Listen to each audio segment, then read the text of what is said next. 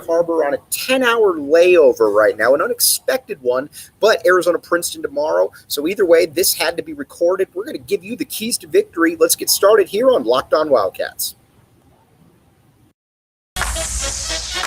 You are Locked On Wildcats, your daily podcast on the Arizona Wildcats, part of the Locked On Podcast Network, your team every day.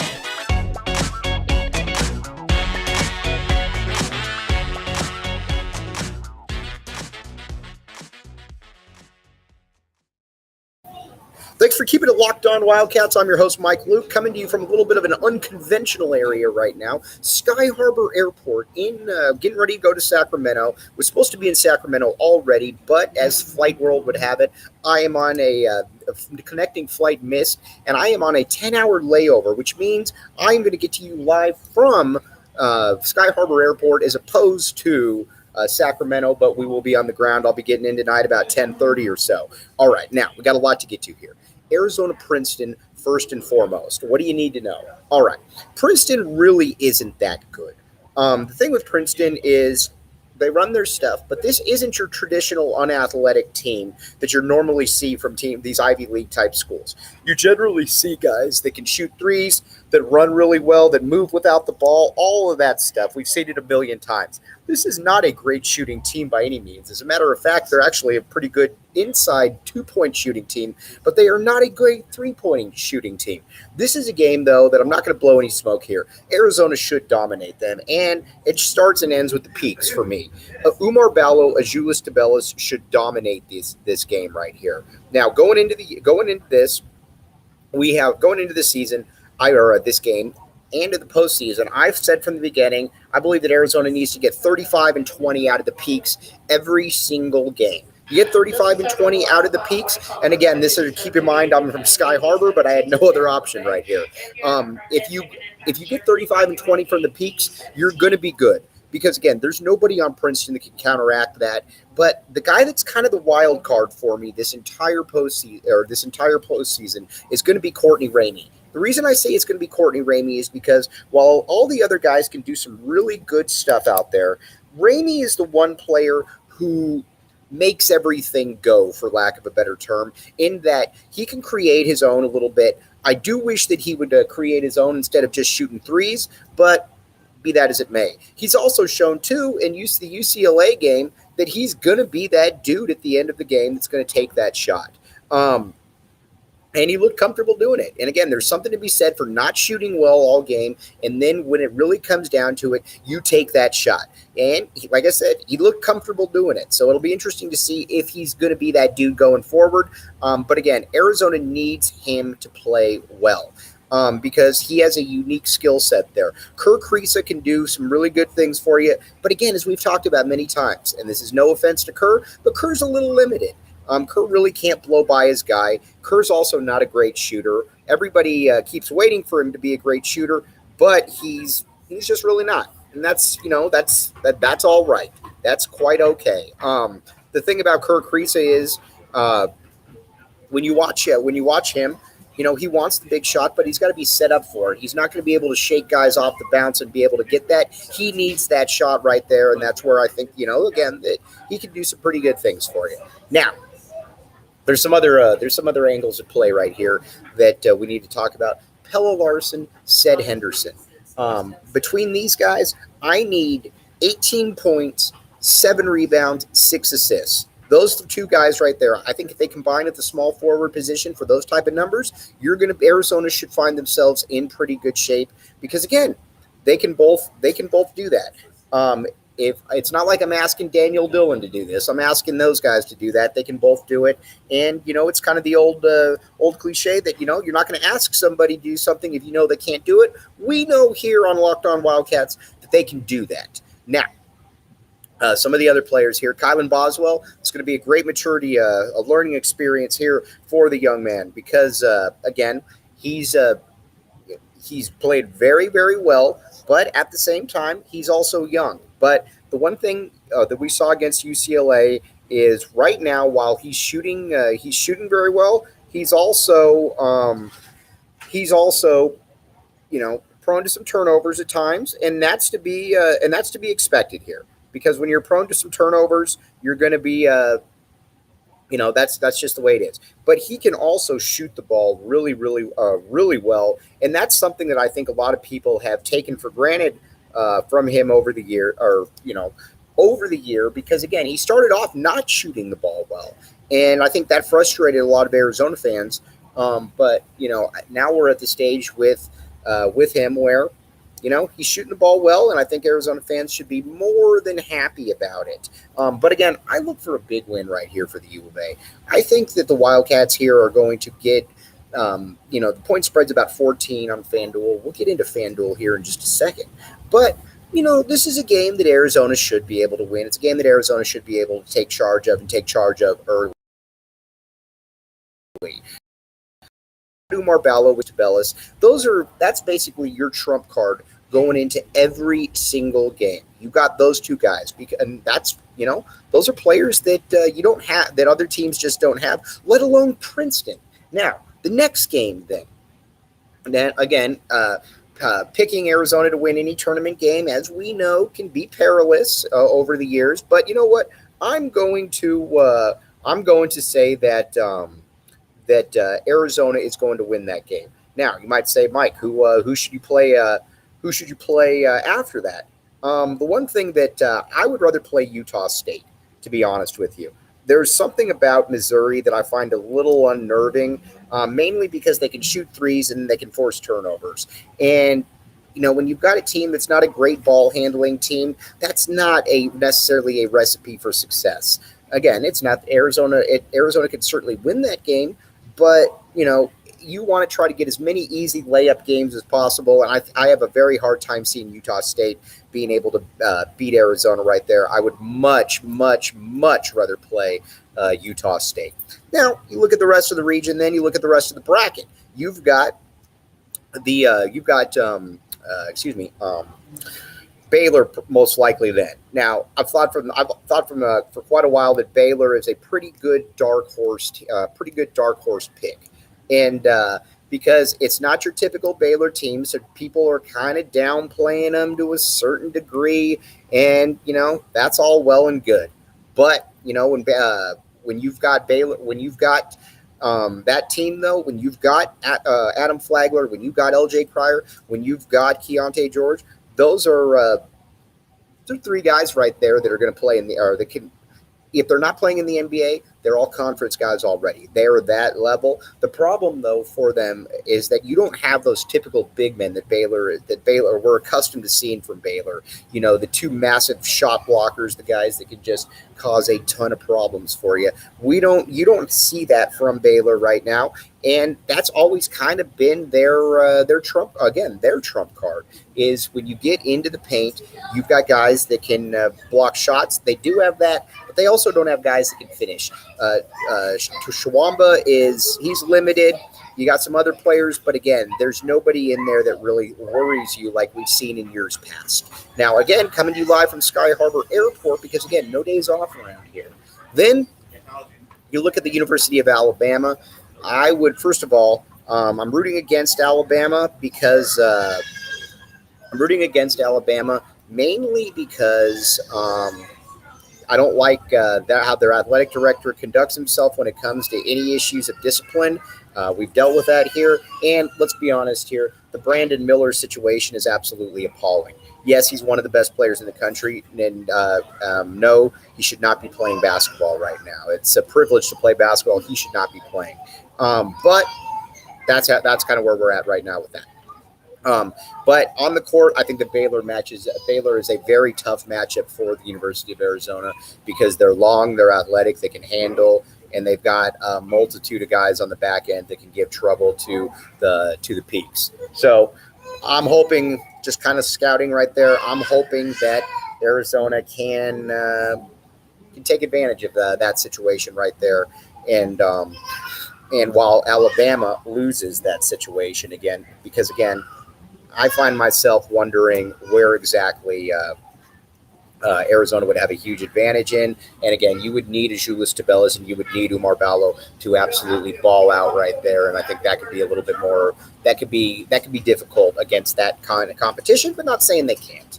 But this is the time of year right now. We also need to remember, though, that Tommy Lloyd, the job he has done with this squad has been absolutely fantastic. And I don't think that people should we should minimize that, because keep in mind, I thought before the year, and I don't know about you, but I thought before the year that this was more of a top 20, 25, maybe top 15 at best type team.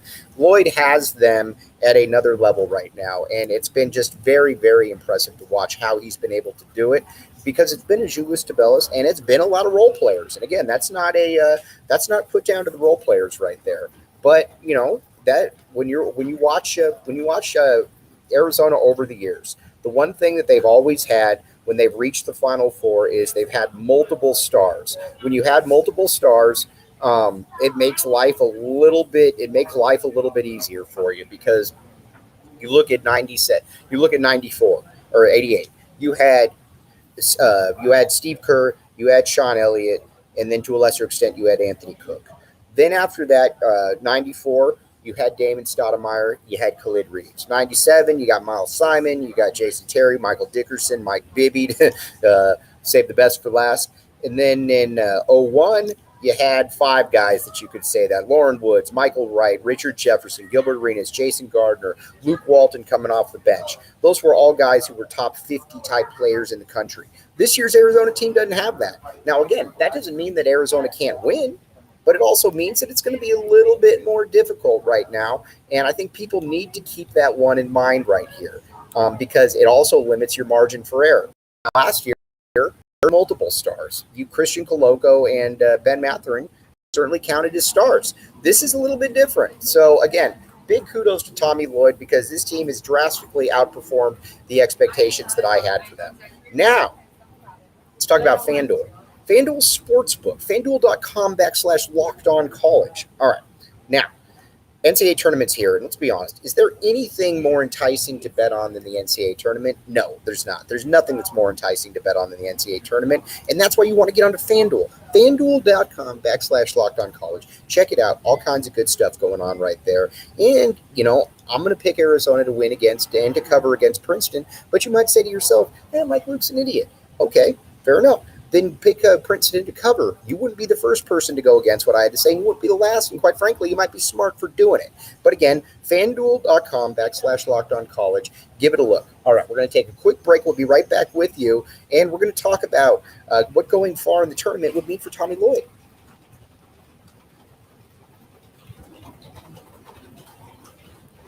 Thanks for keeping it locked on, Wildcats. I am your host, Mike Luke. All right, now, what would a win in the NCAA tournament here mean for Tommy Lloyd, going far here? Because I don't think there's, amongst fans that know anything, I don't think there's really any questions about Lloyd at this point.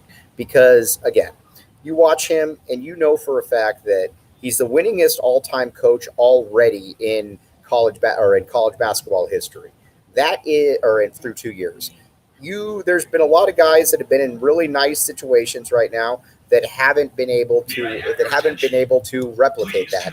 And again, got the people coming from up above, but didn't have another choice right here. But Tommy Lloyd has been able to do what nobody else. And I think some people last year, they looked at it, and again, it's a little bit of a fair critique. Arizona did not play well in last year's NCAA tournament. They didn't play well against TCU. They probably should have won that game. And then against Houston, it didn't look like they belonged on the same court. Arizona's got a draw that should certainly get them into the Sweet 16 this year. But then after that, I think people just need to realize, though, that all bets are off. Because, again, Baylor has players that have competed in a national title game and has a coach who's one of the 5-7 best coaches in college basketball. That's not going to be an easy. Road to hoe right there. But Arizona, I think, can certainly do it. But it's going to take all hands on. It's going to take all hands on deck. But that's kind of where we're at right now. Now, when it comes to where we're at right now, let's talk a little bit of Arizona football.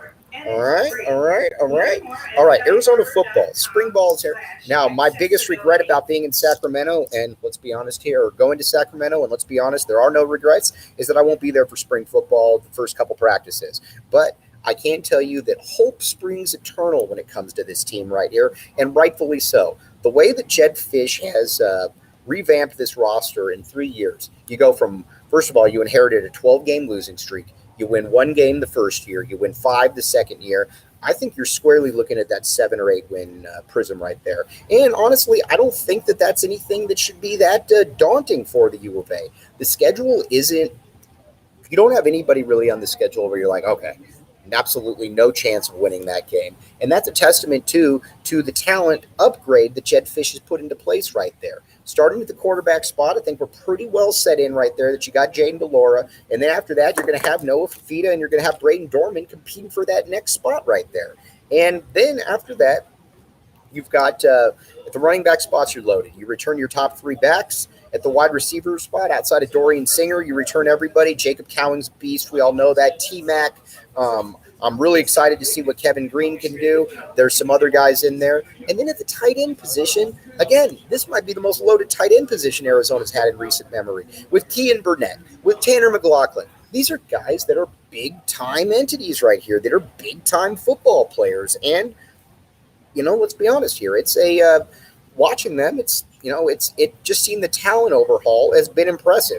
And then on the offensive line, you got Jordan Morgan coming back. Now, by all accounts, he's ahead of schedule, hoping that he's going to be ready for game one. But then after that, you got Jonas Sabanea, who we've had Jed Fish on, and he's talked about how, I don't know what a 5-star recruit looks like, but I know what a first-round pick looks like. And he said that about Big Jonah, and he meant it about Big Jonah. Then Wendell Moe at the guard or the other guard position. And so after that, it's going to be interesting to see what exactly Arizona does. But offensively, I expect it to be one of the top 3 or 4 off Pac-12. Now, defensively, there's obviously going to be a few more questions in play right there. But the good thing about it is, and keep in mind, this is secondhand knowledge, but it sounds like Justin Flo has really taken on kind of that leadership role for the University of Arizona defensively.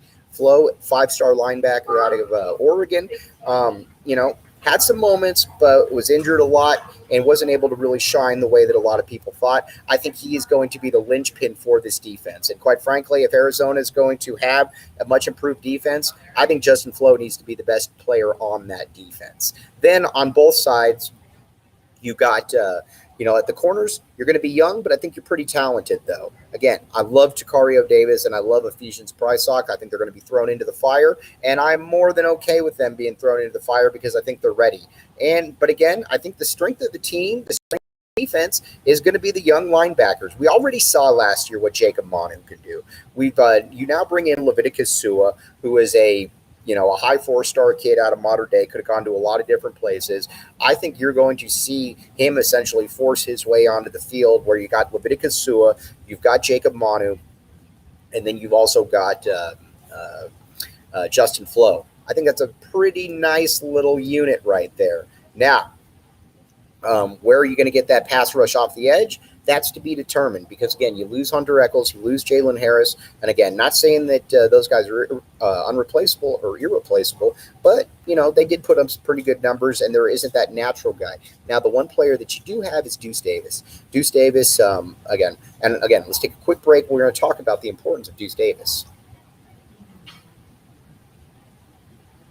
Thanks for keeping it locked on Wildcats. I'm your host, Mike Luke. All right, the one guy on the team that looks like the most natural pass rusher of everybody is Deuce Davis. You watch him, and he is, again, he's skinny for sure. There's no doubt about it that he's a thin dude, but the one thing about him is that he can really explode off the ball.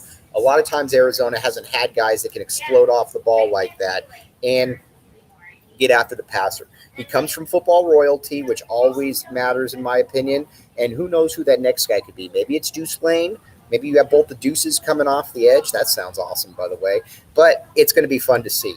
But more so than anything, Jed Fish has redone what he said he was going to do. He was going to come in. Nobody was going to out-recruit him. And not only was nobody going to out-recruit him, he was going to make it happen in a manner in which